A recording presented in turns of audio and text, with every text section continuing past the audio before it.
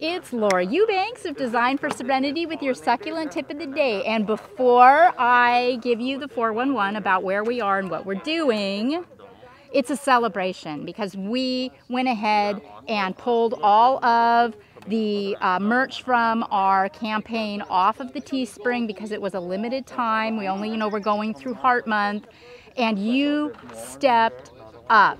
We raised over $1,000 for the Sudden Cardiac Arrest Foundation. So I just want to thank you from the bottom of my heart for all of your support.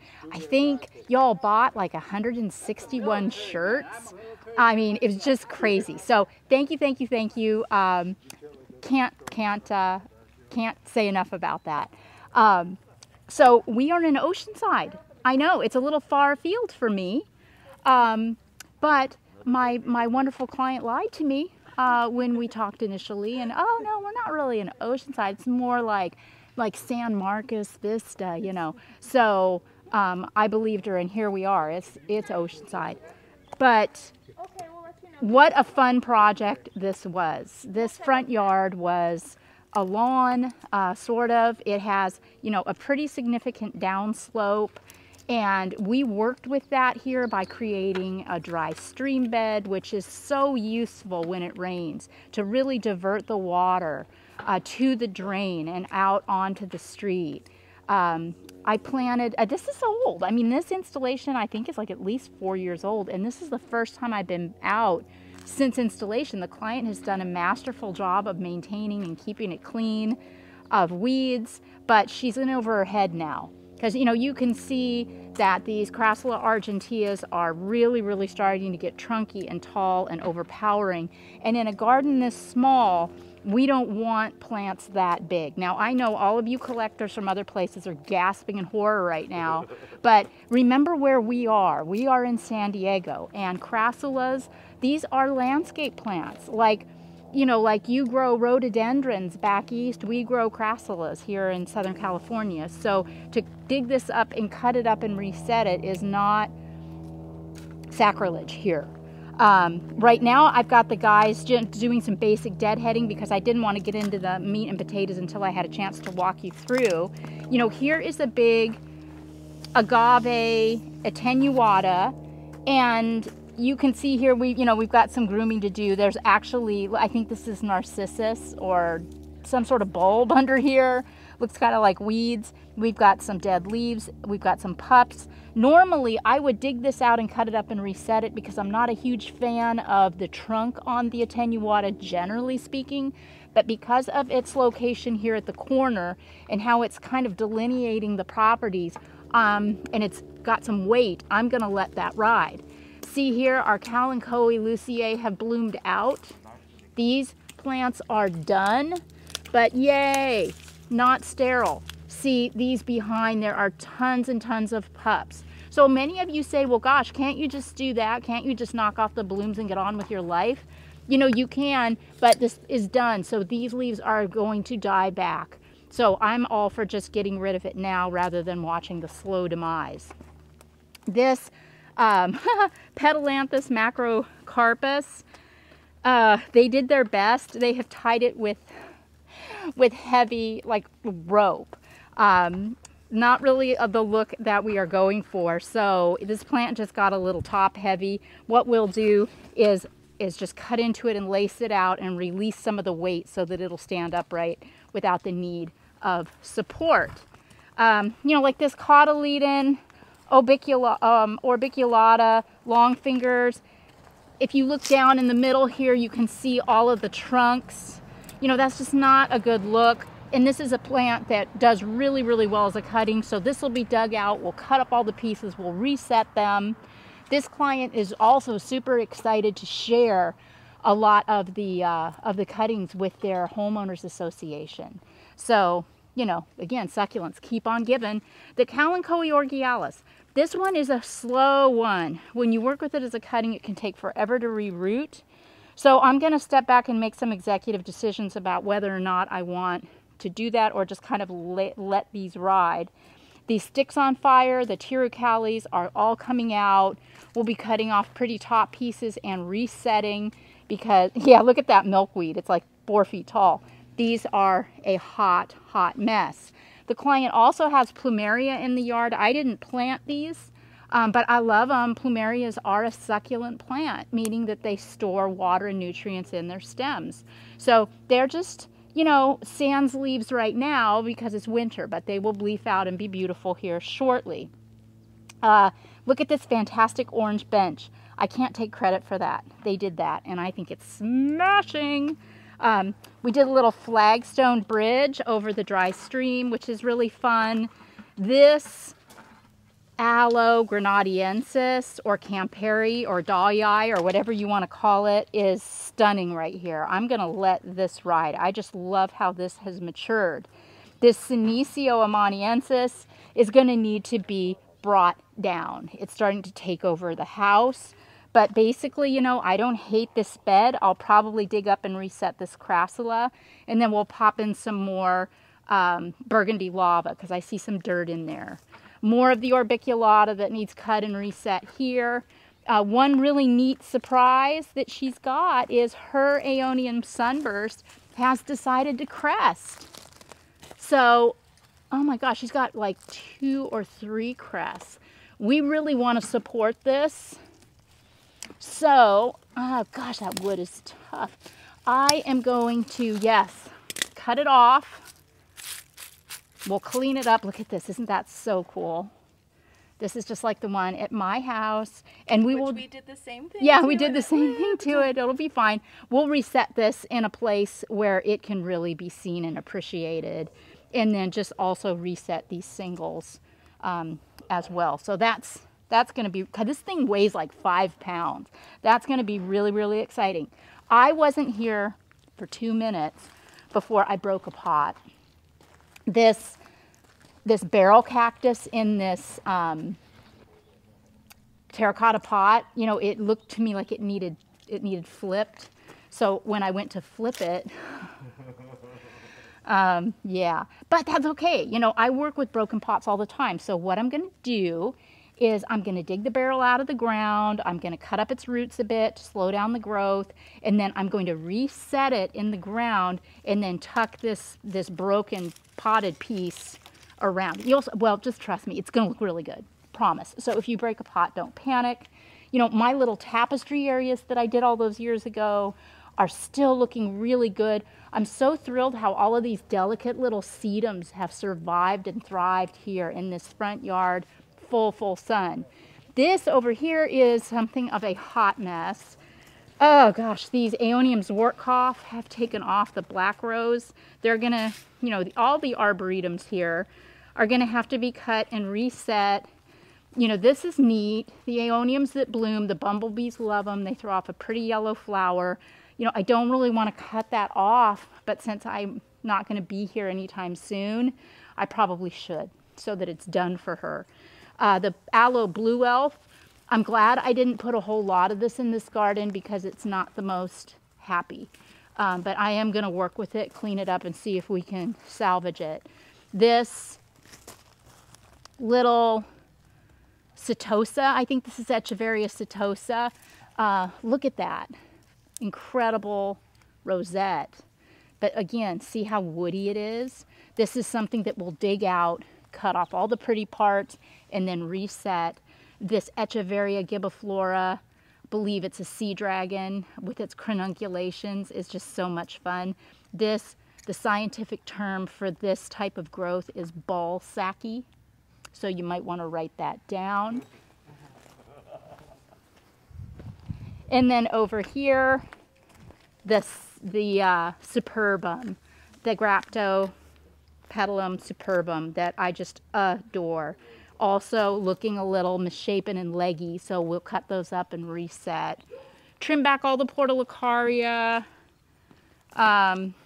Make decisions about the Crassula undulata. Oh gosh, I know, it's just so much. But yeah, so we got our work cut out for us. So much happening right now. So I wanted to take a break and show you some of my thought process. So there's a lot of Crassula argentea in this garden, isn't there? I mean, boom, boom, boom, boom, boom, boom. Lots and lots. don't know that we need this one at all. Because what you probably didn't realize, because I know I didn't until I started really sniffing around, was there's a really pretty Hesper aloe behind it. And this is the only Hesper aloe we have in the yard. So what I wanted to do was dig this out with you in real time so together we could take a look and see if it wouldn't make more sense just to reposition this Hesper aloe and put this Crassula argentea in the donate pile. So I wanted to get started digging it out so you didn't have to watch me, struggle with a shovel for 5 minutes. And in doing so, I broke the irrigation. There's, where is it, Han? I'm showing it, don't worry. I can't see it. Oh, right here, yeah. So, see, it kind of connects. It's a 4-way connection right here, and it just snapped off. So, Hannah's going to fix it. No worries. It happens. Just make sure that you fix it, or we're going to be putting this stream bed to use. Okay, so, there we go. Let me get this out of here. Oh dear, oh dear.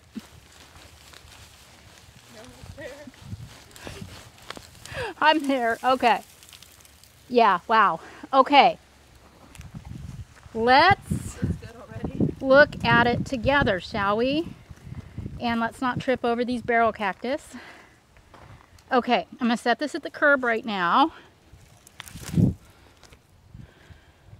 Oh yeah.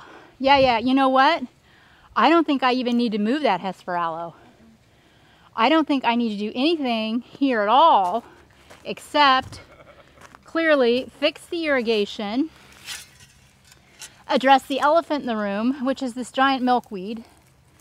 Off with your head, milkweed. Then, clean up my little leaves and detritus. Yeah, and then, this Hesper aloe's got some grooming that needs to happen, some dead. But then we'll just push in a little more soil and add more rock and call this a day right here. Sometimes you got to take things out and step back. And to your amazement, you don't need to put anything in at all.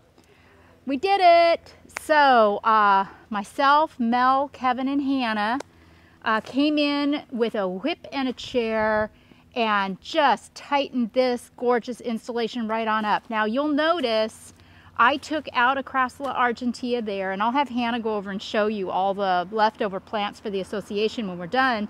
But these Graptosedum California Sunset, these are so fantastic and so tough. I cut some of them off of the dry stream and I just set them into the gaps. And I'm extremely happy with that.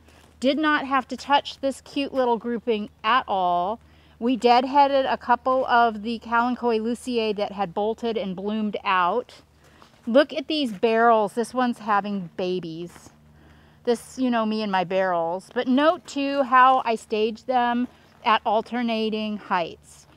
I don't know if you can really get a sense of that on the video, but it really makes a difference and it looks very, very natural. This gravel that we used is California Gold 3/8 inch. We used Jasper Purple Rubble and a Burgundy 3/4 inch to ribbon. We used Arizona River Rock for the dry stream bed, and honey quartz boulders and Baja Cresta. Remember we looked at this in the very beginning of the video, this macro.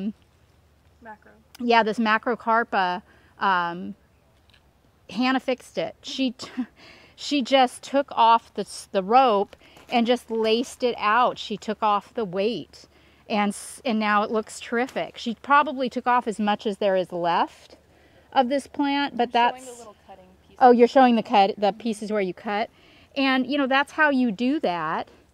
Over where I broke the irrigation, where that Hesper aloe was, we had the other jade.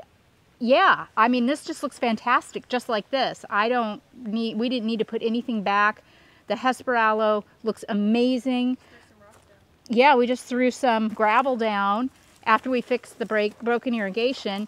The little crested Aeonium sunburst that I found, I staged right here after I cut this cotyledon down a little bit. There's also an Echeveria Sahara here that I'm just kind of noticing. So The client, though, has been doing a really good job of keeping the Portulacaria fairly well trimmed, so we'll keep that exposed. We didn't do much to the Orgialis. You know, I like it. It looks really pretty, just like it is. I added a couple of little 1 gallons from Oasis over here. We ended up digging out this Aloe grenadiensis, cutting off the roots, resetting a piece over there at the mouth of the stream bed, and putting this cutting back. That will really slow down the growth and just make it go. And same with the Sticks on Fire, the Tirucali. It was time to dig it up, cut it up, and reset cuttings. We want to make sure we keep that plant under control.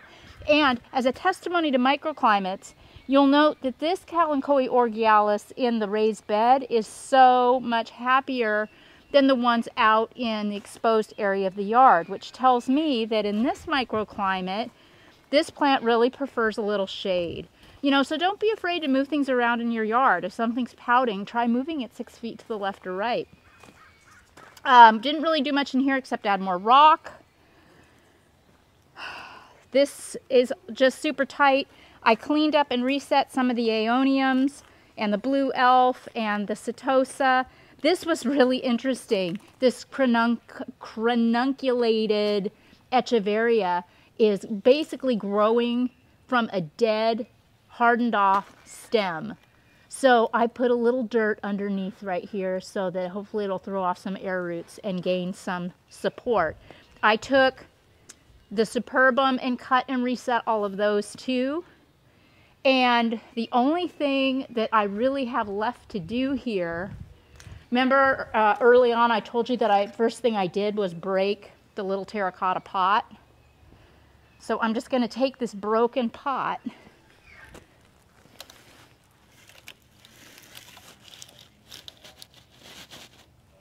there you go.